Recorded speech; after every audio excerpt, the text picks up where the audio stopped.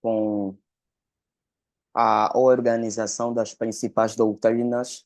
Você tem a teologia histórica, que trabalha especificamente com a investigação das principais eventualidades que decorreram durante os 2000 anos de história do cristianismo. E você tem a teologia bíblica, que é uma das áreas da teologia extremamente fundamental. E panorama do Antigo Testamento, a palavra panorama vem do grego horama, que significa visão geral. A ideia básica do conceito panorama do Antigo Testamento, ela subentende tecnicamente a ela subentende tecnicamente a ideia de uma visão geral de estudo do Antigo Testamento.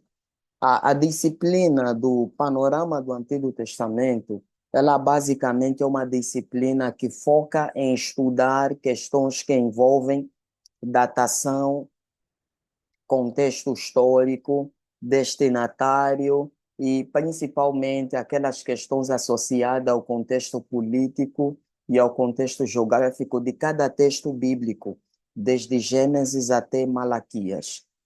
Quais são os principais tópicos que serão abordados durante essa disciplina? Primeiro, nós vamos ter uma aula de introdução geral ao Antigo Testamento. Segundo, vamos ter uma aula específica sobre teologia do Pentateuco. Terceira aula vai ser especificamente sobre teologia dos livros históricos. E a quarta aula vai ser sobre teologia dos livros poéticos. E a última aula vamos falar sobre a teologia dos livros proféticos. Eu já fiz algumas recomendações relativamente a livros que geralmente têm sido usados no estudo do Antigo Testamento em faculdades, em seminário. Você tem a introdução ao Antigo Testamento do Longman III. Você tem Conheça o Antigo Testamento do Stalin Ellison, que é inclusive uma das recomendações bem recorrente em estudos do Antigo Testamento. E essa, então, vai ser as duas principais recomendações que a gente vai aplicar no decorrer desse nosso estudo do Antigo Testamento.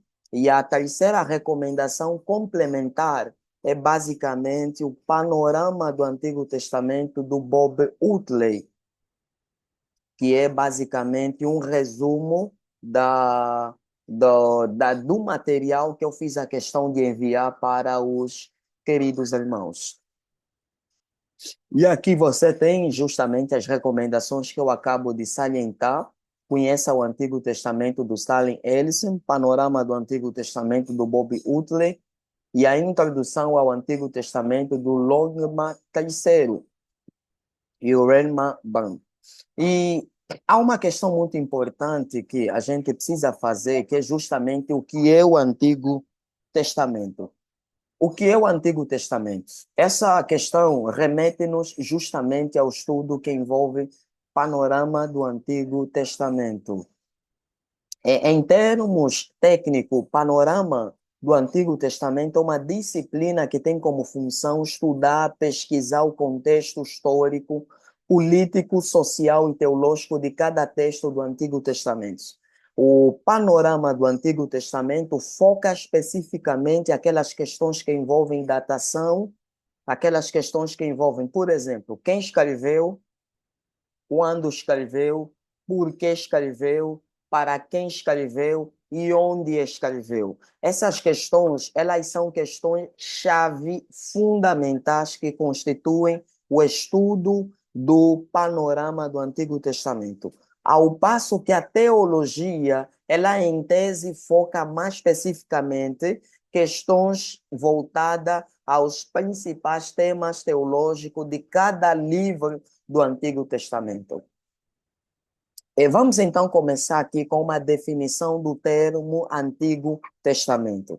Primeiro, quando nós falamos sobre Antigo Testamento, a palavra Antigo Testamento, ela se desenvolveu a partir do contexto do século II, dentro da história do cristianismo pelos pais da igreja, desde Tertuliano, desde Irineu de Leão, desde Agostinho, que faziam referência ao Antigo Testamento, para então se referir a quê teologicamente.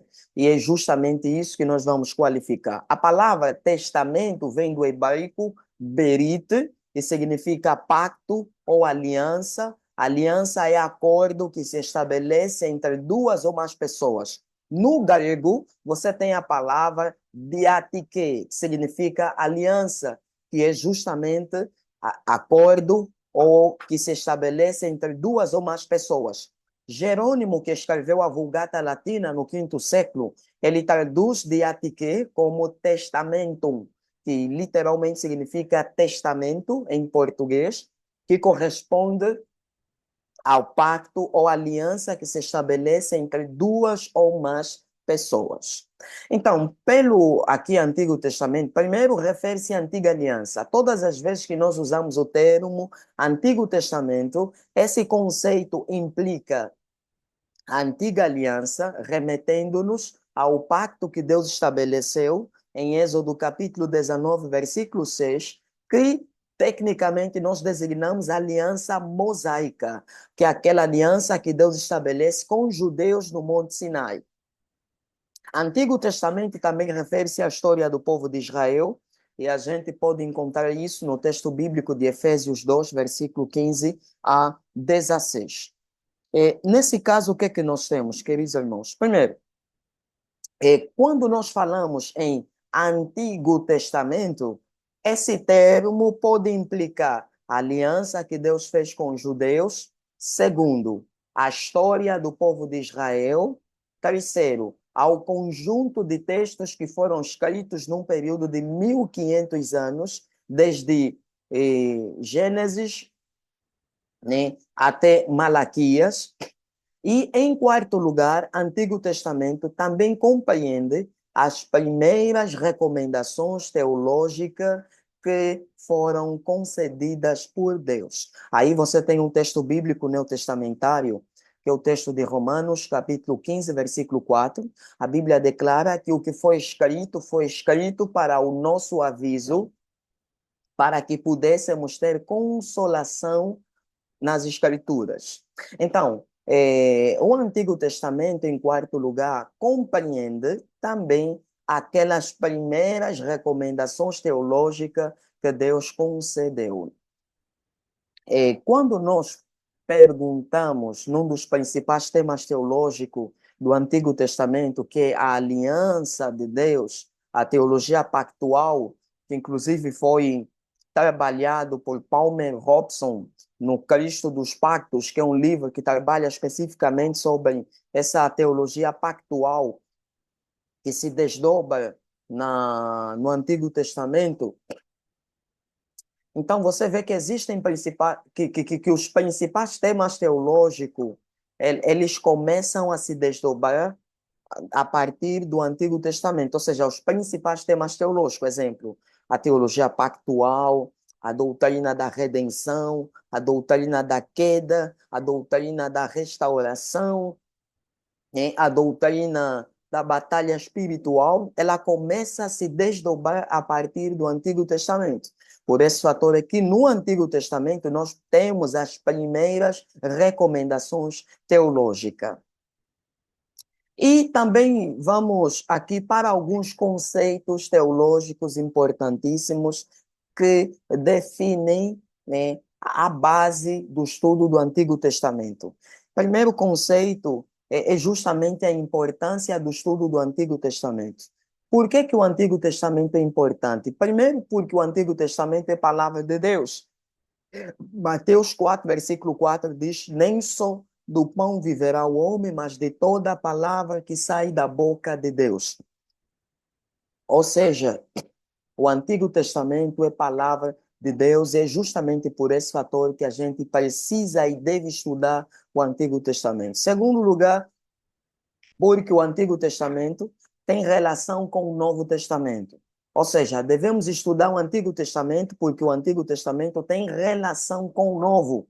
Não há possibilidade de você compreender temas que se desdobram no Novo Testamento se primeiramente não entender o Antigo Testamento. Por esse fator é que um bispo chamado Aurélio Agostinho, que viveu no quinto século, ele dizia que o Antigo Testamento está escondido no Novo Testamento. 1 Coríntios, capítulo 10, versículo 11, Romanos 15, versículo 4, falam da relação que existe entre o Antigo e o Novo Testamento. Exemplo, o apóstolo Paulo, em 1 Coríntios, capítulo 10, versículo 11, ele diz que estas coisas foram escritas para o aviso nosso, para que não cometamos os mesmos pecados que eles cometeram. Então, o Antigo Testamento é justamente importante porque tem essa relação com o Novo Testamento. Em terceiro lugar, o Antigo Testamento é importante para conhecer o desenvolvimento histórico da revelação de Deus, tá? A serpente de Gênesis capítulo 3, você só conseguirá chegar à conclusão que é Satanás à luz de Apocalipse capítulo 12, versículo 9, porque existe uma referência direta. E a questão da doutrina do pecado, da doutrina da redenção, da expiação, você encontra detalhadamente dentro do Antigo Testamento. No Novo Testamento, você tem basicamente uma luz e uma complementação. Por esse fator é que é importante a gente estudar o Antigo Testamento para conhecermos o desenvolvimento histórico da revelação de Deus. E depois, nós também temos um outro tópico importante ainda sobre a importância do Antigo Testamento, e está aqui. Bom, a importância do estudo da teologia do Antigo Testamento. Avançando, o Antigo Testamento é importante porque nos revela quem é Deus. Quando você estudar o Antigo Testamento, você vai ver que ele está recheado de vários nomes de Deus. Exemplo, em Gênesis capítulo 1, versículo 2, você tem a palavra El Shaddai, que é o Senhor Deus. Perdão, El é Elohim, o Senhor Deus é o Criador de todas as coisas. Bom, na verdade, não que o nome Elohim em si significa que Deus é o criador de todas as coisas, mas o nome Elohim, ele está basicamente relacionado à ideia de Deus ser poderoso, de Deus ser soberano, de Deus ser Senhor, e está intrinsecamente ligado à doutrina da criação. E você também tem a ideia do Deus libertador em Êxodo capítulo 3, em Números 14 e 18, você tem um Deus longânimo, e você se depara com a misericórdia de Deus em Deuteronômio, e você vai se deparando com os variados nomes de Deus. Então, o Antigo Testamento é importante porque nos revela muito sobre quem de fato é Deus. Deus é misericordioso, Deus é criador, Deus perdoa, Deus é salvador. Essa ideia você encontra no Antigo Testamento. Depois, nós nos deparamos com o segundo tópico, que é justamente ainda sobre a importância do estudo da teologia do Antigo Testamento. Vamos lá.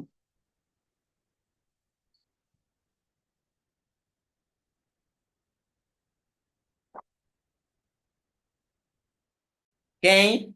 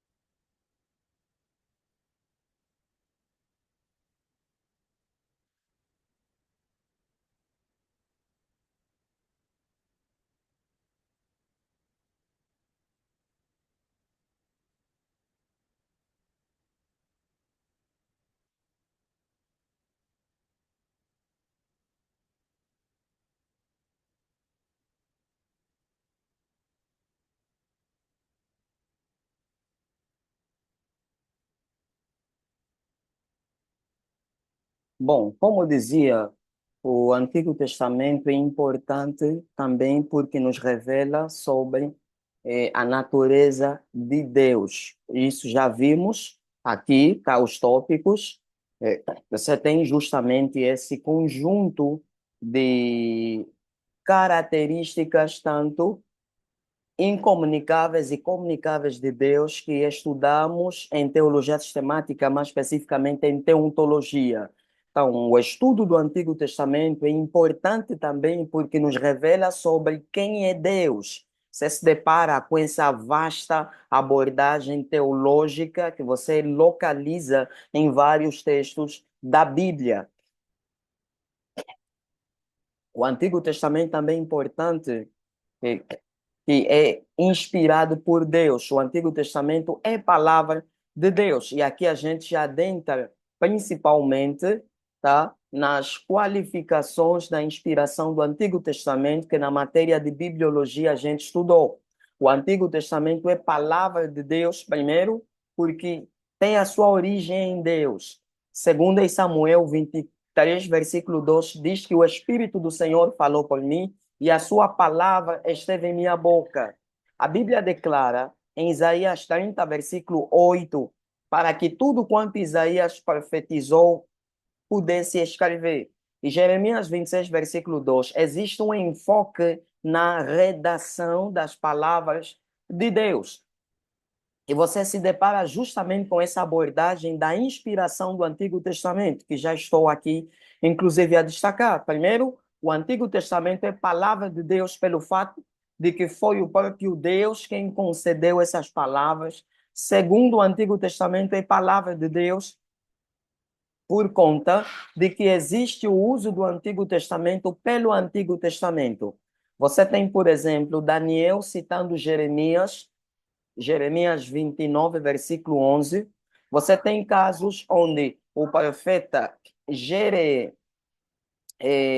o escriba Esdras faz referência à profecia de Jeremias, em Esdras capítulo 36. Você tem casos em que Esdras faz referência, no livro de Neemias, ao livro da lei de Moisés, em Neemias 8, versículo 8. Isso nós chamamos de uso do Antigo Testamento pelo Antigo Testamento.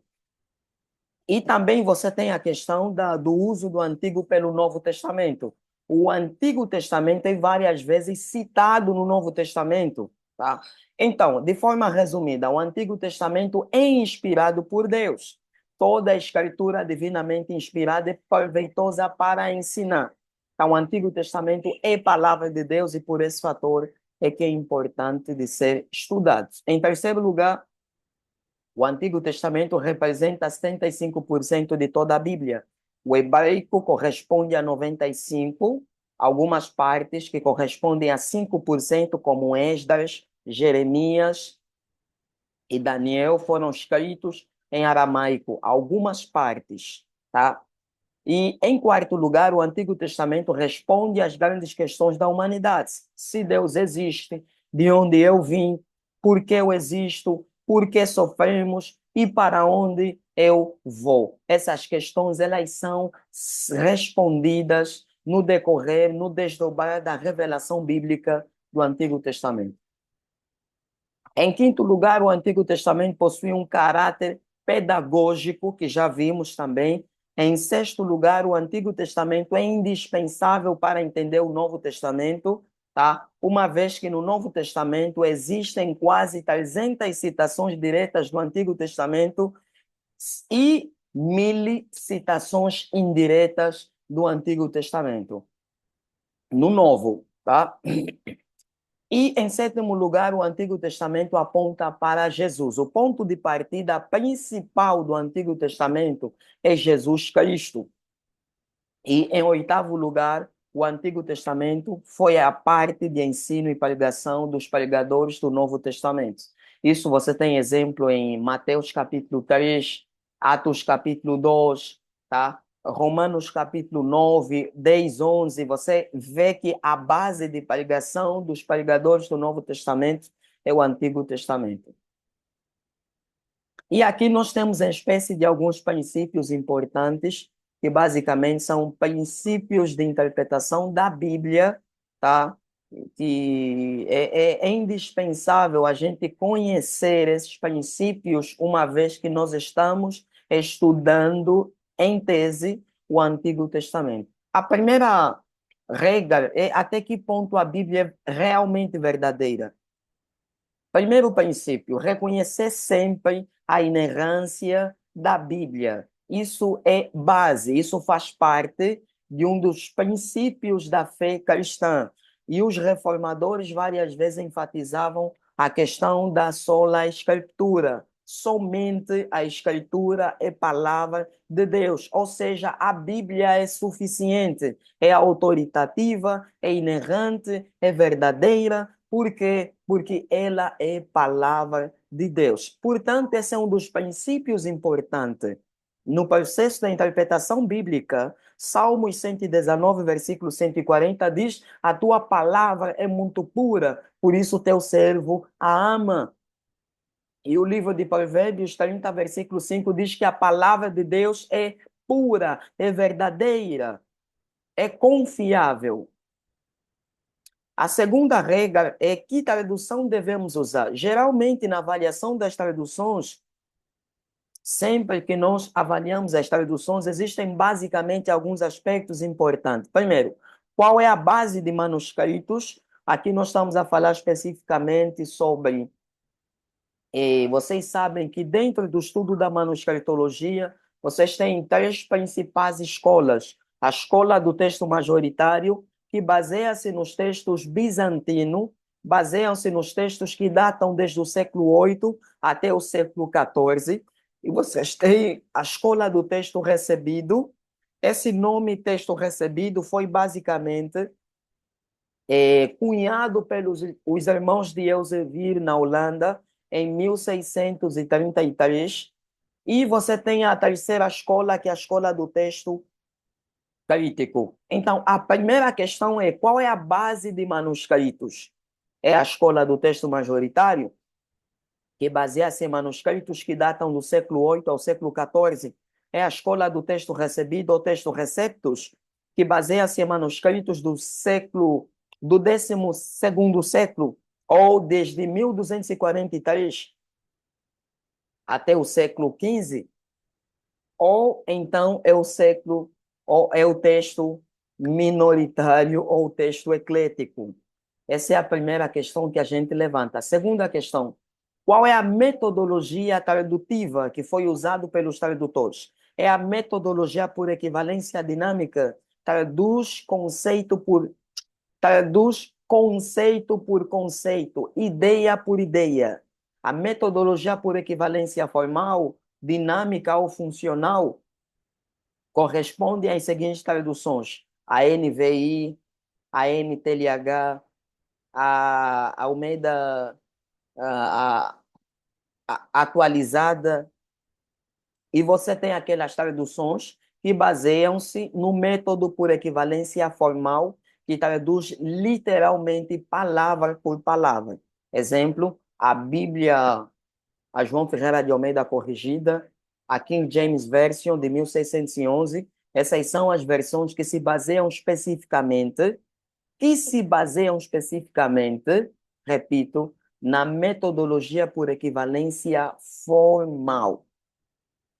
E existe uma outra metodologia, que é a metodologia por paráfrase, que traduz o texto bíblico de maneira mais livre, mais solta. Exemplo, a Bíblia Viva, a Bíblia Mensagem, são exemplos de uma tradução bíblica baseada no método livre. Então, as traduções, elas são sempre fundamentais e teologicamente nós podemos, na verdade, classificar as traduções, porque existem, por exemplo, principalmente as Bíblias de estudo, elas estão classificadas em Bíblias homiléticas, em Bíblias exegéticas e em Bíblias, precisamente, contextual histórica. Então, é fundamental sempre que você tenha em mente uma versão, uma Bíblia de estudo, saber avaliar com que objetivo eu pretendo comprar essa Bíblia de estudo. É para me auxiliar na pregação? É para me auxiliar na exegese? Ou é para me auxiliar mais precisamente em questões teológicas? Essa é uma questão fundamental, porque as Bíblias de estudos, elas sempre são desenvolvidas com base nesse pressuposto.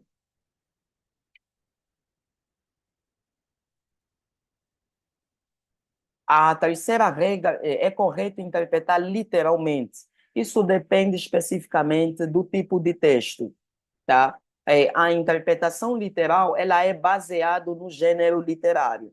Se for alegoria, precisamente, é claro que o texto em si exige que você o interprete alegoricamente. Exemplo, João 10, versículo 9 diz, eu sou a porta. João 14, 6 diz que eu sou o caminho.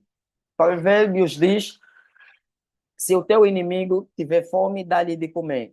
Pois fazendo isso, amontoarás para si brasas vivas de fogo. É claro que isso não deve ser interpretado literalmente. Então, o texto em si, vê, nos oferecerá essa base. Por isso eu coloquei, busque o significado bem mais compreendido pelo povo a quem o texto foi dirigido. Isto é feito pela interpretação gramatical no seu contexto histórico, como ocorre com toda a literatura. Necessitamos reconhecer o uso ocasional de figuras de linguagem que transmitam e afirmem verdades literais. Certifique-se de que a interpretação ajusta-se ao contexto histórico e responde ao problema específico envolvido. Este é um estudo indutivo da Bíblia. Cuidado com a reivindicação de promessas ou aplicações de lições fora do contexto. Então, basicamente, a identificação do gênero literário é a base para definir se vamos interpretar literalmente ou figurativamente ou alegoricamente. Como podemos saber se temos a interpretação correta? Primeiro, confira a interpretação duvidosa com outros textos claros sobre o assunto. Este é um princípio dedutível da analogia da fé que foi desenvolvida no quinto século por Agostinho, que reconhece a harmonia de toda a Bíblia. O Antigo Testamento deve ser analisado à luz do Novo Testamento. Então, considere o ensino bíblico geral, o que a Bíblia ensina a respeito do pecado, o que a Bíblia ensina a respeito da salvação. Então, considera o todo, não construa a doutrina a partir de um só texto bíblico, mas leve em consideração o todo da Bíblia. Reconheça o princípio da revelação progressiva. Este princípio nos lembra que Deus deu a palavra como um rio de verdade gradual, progressivo e adequado a cada geração e que somente agora está completo no seu todo. Então, considerar isso é muito fundamental. É claro que a doutrina da ressurreição, ela não está toda bem desenvolvida no Antigo Testamento. Nós temos luzes, exemplo, Jó, capítulo 19, versículo 26, eu sei que o meu Redentor vive e que brevemente ele se levantará. Isaías 26, 19, Daniel 12, versículo 2. São os textos bíblicos que falam sobre a doutrina da ressurreição no Antigo Testamento. Mas isso se desenvolve bem melhor à luz do Novo Testamento. Então, por esse fator é que é importante levar em consideração o ensino todo da Bíblia nesse processo de interpretação. Como devemos entender a descrição humana de verdades divinas? Primeiro, com base no princípio da linguagem da acomodação. Quando Deus revela a sua palavra, Deus se acomoda à capacidade do entendimento do homem. Essa abordagem foi desenvolvida no século XVI por João Calvino e é chamado de linguagem acomodatícia. Exemplo, Deus aparece a Adão e pergunta, Adão, onde tu estás? Eu pergunto para você, um Deus que está em todo lugar pode perguntar onde tu estás?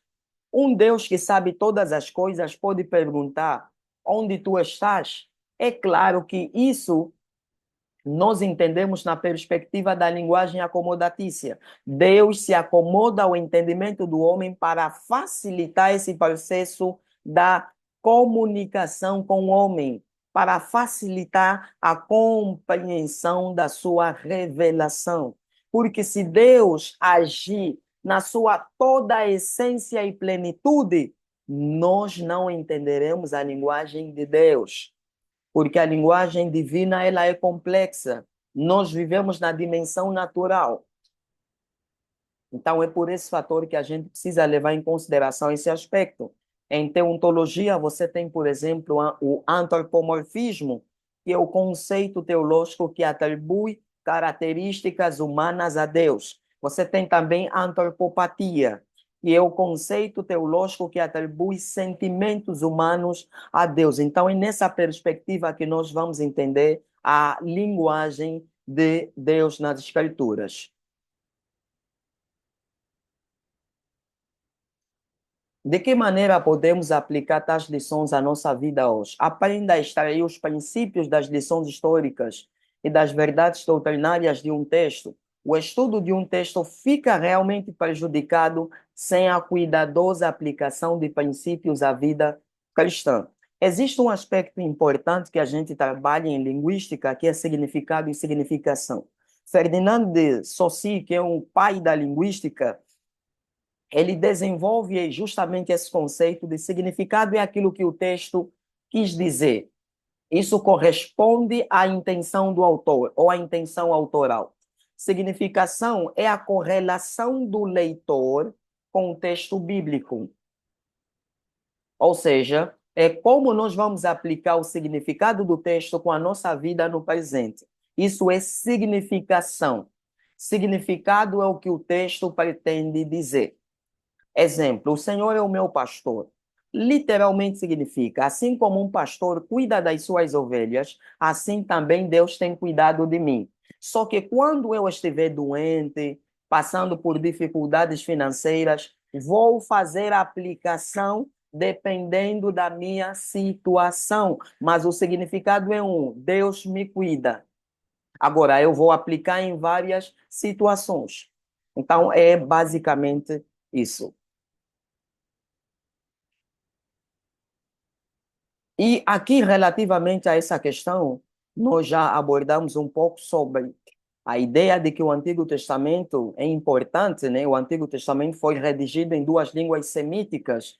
As línguas semíticas, elas correspondem a uma família. Exemplo, o árabe, o aramaico, o garítico, o fenício, o hebraico, o etíope, são línguas que fazem parte das chamadas línguas semíticas. E a Bíblia, especificamente, foi escrito a partir dessas duas línguas. 95% é o hebraico e 5% é o aramaico, que eu já fiz menção. Ah, e relativamente à importância do, do Pentateuco, isso eu vou destacar principalmente na segunda aula, que vai ser especificamente sobre a teologia do Pentateuco. Então, vamos aqui destacar alguns tópicos que eu deixei aqui.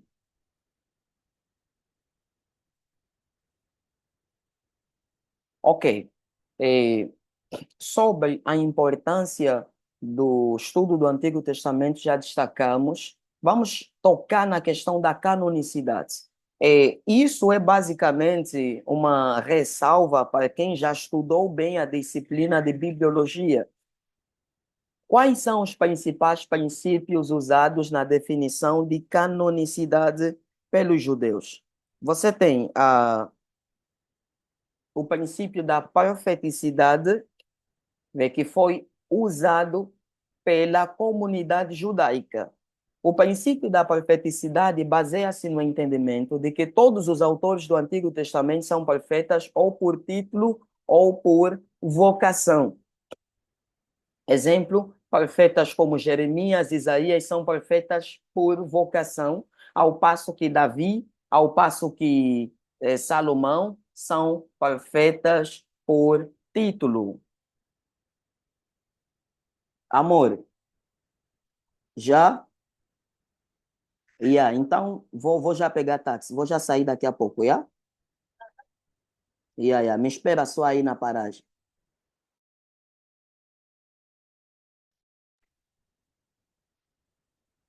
Então, como dizia, essa questão da canonicidade é extremamente fundamental.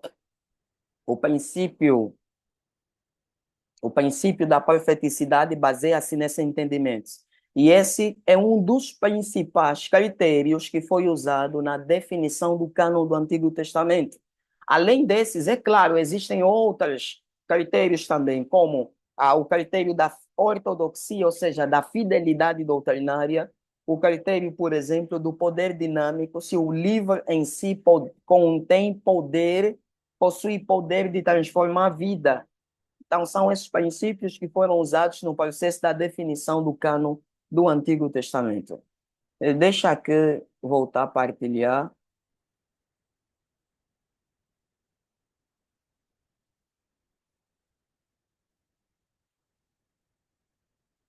Então, nesse caso, o que é que nós temos, além da canonicidade, que os textos do Antigo Testamento foram baseados no princípio da profeticidade, e, inclusive você tem a atestação da comunidade judaica, você tem a literatura muito conhecida, que é o Talmud Baveli, que faz referência aos textos canônicos do Antigo Testamento, você tem o contributo do Fílon de Alexandria, que foi um judeu muito influente que viveu no contexto da Alexandria, que corroborou principalmente nesse processo. Ele faz menção aos livros canônicos do Antigo Testamento. Foi um judeu muito influente. Flávio Josefo também faz citação dos textos canônicos do Antigo Testamento. Você tem o testemunho do Novo Testamento e você tem as citações dos pais da igreja sobre os vários textos do Antigo Testamento como sendo palavra de Deus. Um aspecto importante para fechar nossa aula é o gênero literário. Nós consideramos em tese o Antigo Testamento como a história teológica, a história da aliança, a história pactual. Esse é o gênero literário predominante no estudo do Antigo Testamento. E nós temos a questão também da dimensão do Antigo Testamento.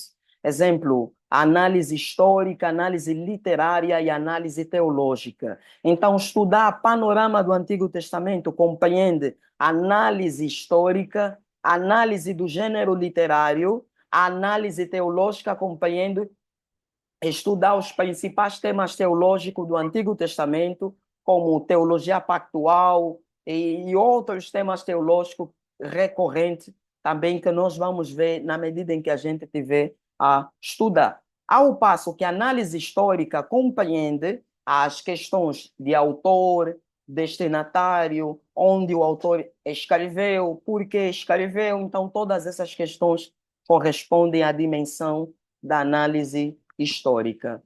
Próxima aula, então, vai ser sobre teologia do Pentateuco e eu espero revê-los e Deus abençoe.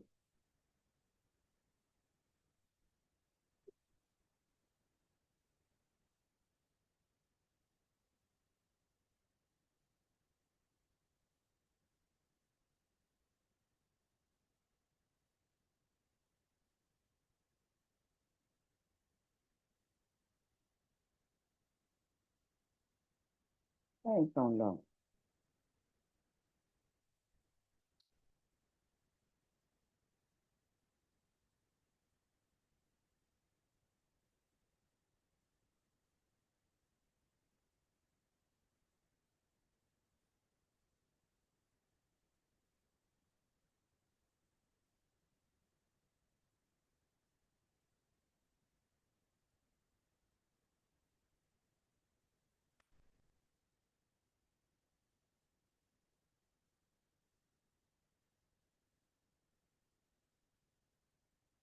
Volta, Opa.